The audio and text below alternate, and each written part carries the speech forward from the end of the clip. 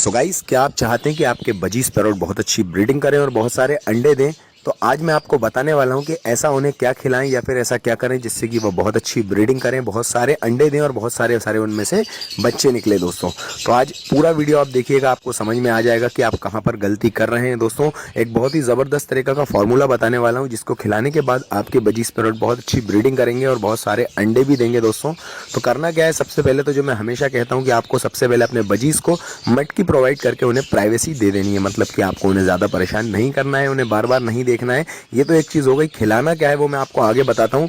अपने budgies parrot के पिंजरे को ढांक कर एक कोने में रख देना है। उन्हें बस एक ही टाइम दाना देना है, एक ही टाइम उन्हें आप जो है पानी देना है, बार बार उनके पास नहीं जाना है। ये कर रहे हैं तो आपके बजीज पैरोट डेफिनेटली अंडे दे देंगे। पर अगर इसके बाद भी नहीं देते हैं तो एक आता है दोस्तों 600 mg का इवियन कैप्सूल, जिसको आपको बाजरे में मिलाकर देना होता है अपने बजीज पैरोट को।